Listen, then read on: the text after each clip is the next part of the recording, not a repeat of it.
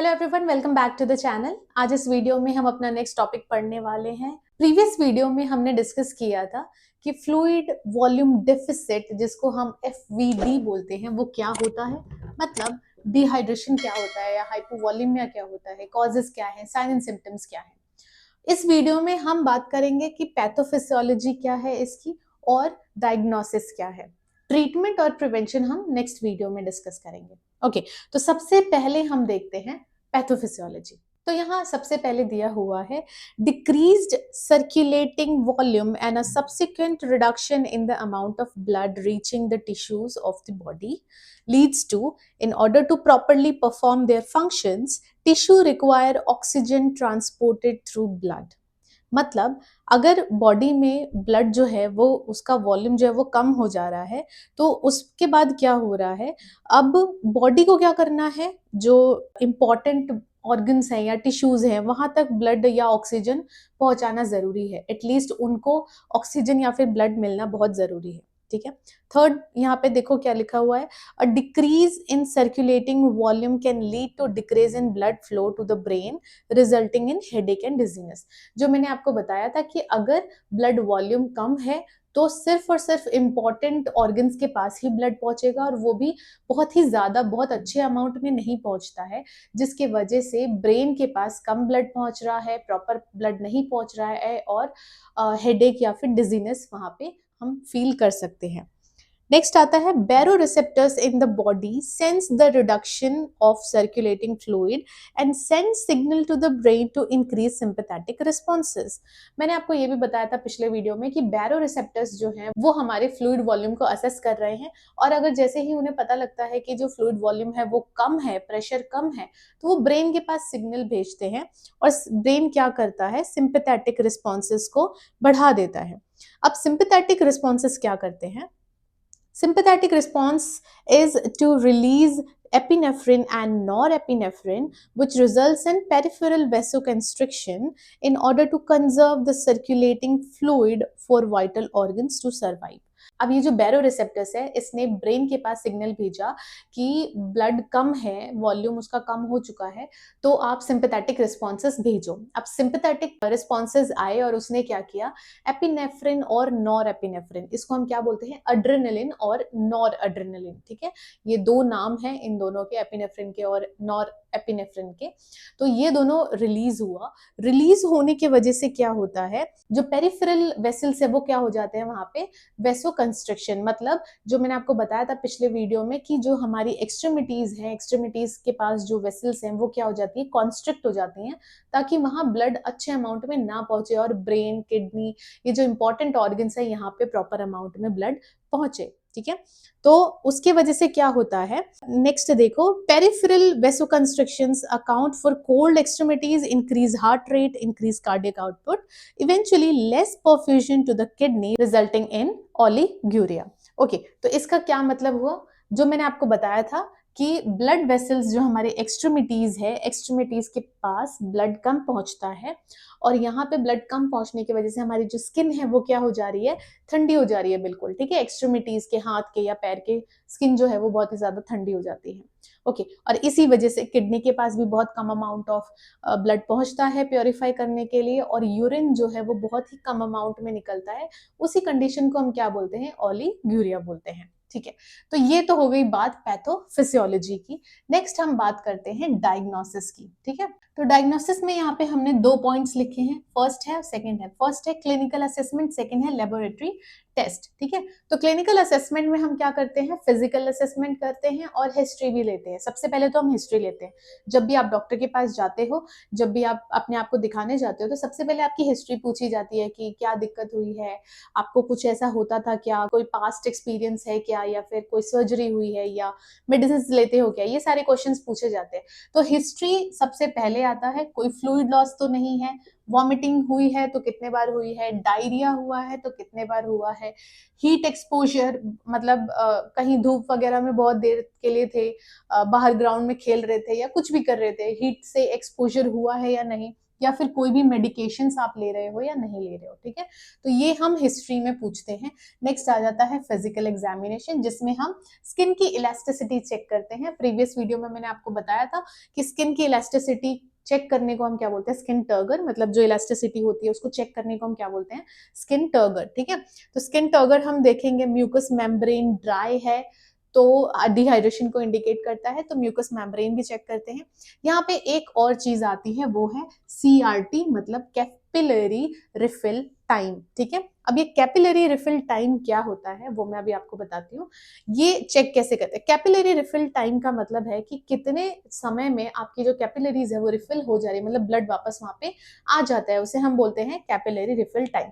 अब इसे चेक कैसे करते हैं, सपोज आपने ये टिप लिया, ठीक है, यहाँ पे बहुत देर तक आपने ऐसे पिंच करके रखा, सपोज 2 या 3 सेकेंड्स तक, 5 सेकेंड्स तक आपने इसे पिंच करके रखा, ठीक है। और पिंच करने के बाद जब आप इसे छोड़ते हो तो कितनी जल्दी ये रेड या पिंक हो जाता है, that is known as capillary refill time, ठीक है। आई होप आपको समझ में आ गया होगा। तो अगर ये 2 सेकेंड्स, यूजुअली नॉर्मल जो है वो क्या है, 2 सेकेंड्स, मतलब जो CRT है वो कितना होना चाहिए, 2 सेकेंड्स, ठीक है, 2 सेकेंड्स नॉर्मल, ओके। तो जब आप ऐसे करके देखोगे, पिंच करो 5 सेकेंड्स के लिए और जैसे ही छोड़ोगे वैसे ही फटाक से ये पूरा रेड हो जाता है, दैट मीन्स जो हमारी कैपिलरी रिफिल टाइम है वो अच्छा है, वो 2 सेकेंड्स के अंदर अगर हो जाता है तो। अगर 3 सेकेंड से ज्यादा टाइम लग जाए, ठीक है, तो ये क्या है, एबनॉर्मल है, ठीक है। 3 सेकेंड्स या फिर मोर देन 3 सेकेंड्स, ठीक है। तो अगर 3 सेकेंड्स या फिर मोर देन 3 सेकेंड्स आपको लग रहे हैं ये CRT जो है उसमें, तो वो क्या है, एबनॉर्मल है, ओके। तो आई होप आपको ये समझ में आ गया होगा कैपिलरी रिफिल टाइम क्या होता है, नॉर्मल क्या है, एबनॉर्मल क्या है। नेक्स्ट आ जाते हैं हम vital signs. Vital signs check करते हैं हम, जैसे ब्लड प्रेशर हो गया, ऑक्सीजन का सैचुरेशन है, ये सारी चीजें हम इसमें चेक करेंगे, ठीक है, ओके। नेक्स्ट आ जाते हैं हम लैब टेस्ट पे, ठीक है। तो लेबोरेटरी टेस्ट में हम क्या क्या टेस्ट करते हैं वो देखते हैं। तो ब्लड टेस्ट हुआ, ब्लड टेस्ट में हम देखते हैं कि जो सीरम इलेक्ट्रोलाइट्स है वो कितने हैं, ओके। तो इसमें क्या है, हम सोडियम चेक करेंगे, पोटेशियम चेक करेंगे और क्लोरीन चेक कर रहे हैं, ठीक है।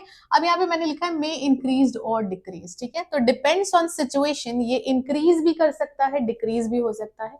ज्यादातर केसेस में ये डिक्रीज ही होता है, जैसे हाइपोनेट्रीमिया, हाइपोकेलेमिया और हाइपोक्लोरिनीमिया, ओके। तो ये तो हो गए कुछ इलेक्ट्रोलाइट्स हमारे पास। अब ये ना डिक्रीज होते हैं नॉर्मली डिहाइड्रेशन में, हम इसे कम अमाउंट में ही देखते हैं, सोडियम कम हो जाता है, पोटेशियम कम हो जाता है, ये सब कम हो जाता है।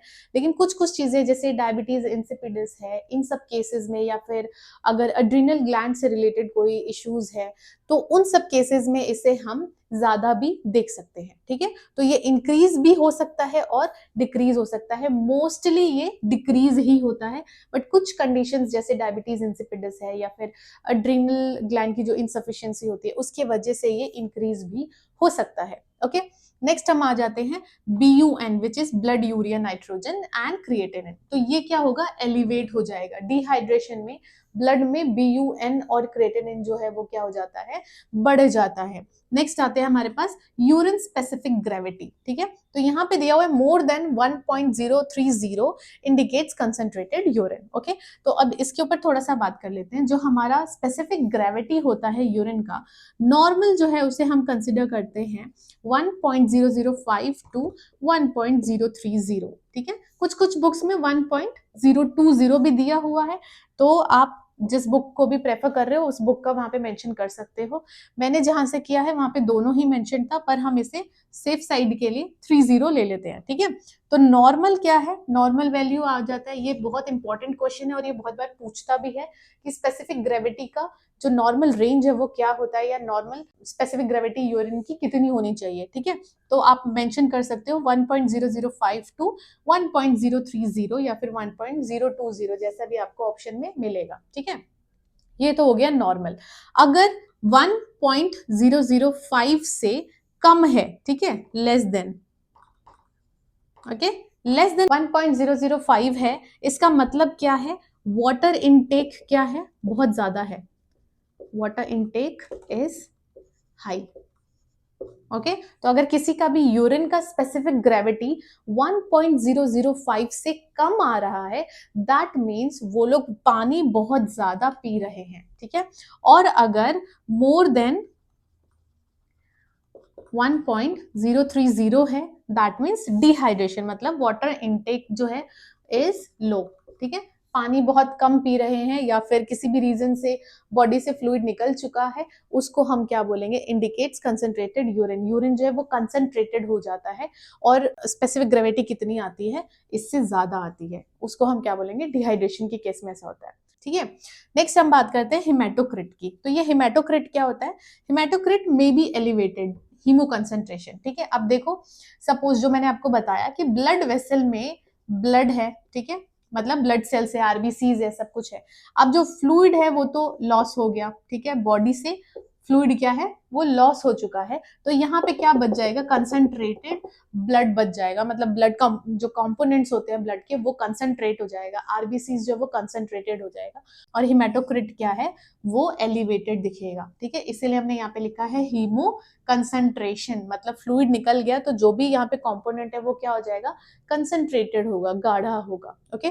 तो ये था हमारा डायग्नोसिस। मैं एक बार फिर से बता देती हूँ, हिस्ट्री लेंगे, ठीक है, कि किस रीजन से जो भी डिहाइड्रेशन है वो हो रहा है, फिजिकल एग्जामिनेशन करेंगे हम चेक करने के लिए कि ये डिहाइड्रेशन ही है या नहीं है। उसके अलावा हम कुछ लैब टेस्ट भी करेंगे जिसमें हम इलेक्ट्रोलाइट्स चेक कर सकते हैं। इलेक्ट्रोलाइट्स चेक करने का मतलब है कि हमें सीवियरिटी का भी पता लगेगा, अगर ये दोनों चीजें बहुत ज्यादा कम है तो मतलब सिचुएशन सीरियस है, ठीक है, तो सीवियरिटी भी इससे पता लगती है। उसके बाद हम ये भी चेक करते हैं कि ये कितना एलिवेटेड है, ये भी सीवियरिटी को दर्शाता है। इसमें भी अगर जो BUN है और क्रिएटिनिन है ये भी बढ़ रहा है तो ये भी प्रॉब्लम वाली बात है, ठीक है। स्पेसिफिक ग्रेविटी चेक करते हैं और उसके अलावा हेमेटोक्रिट चेक करते हैं, ठीक है। So this was all about pathophysiology and diagnosis. आज के लिए इतना ही। आई होप आपको ये सब अच्छे से समझ में आया हो। अगर वीडियो अच्छी लगी तो वीडियो को लाइक करें, चैनल को सब्सक्राइब करें, और कोई भी डाउट या फिर कोई भी रिकमेंडेशन है तो आप मुझे कमेंट सेक्शन में बता सकते हैं। Thank you so much for watching.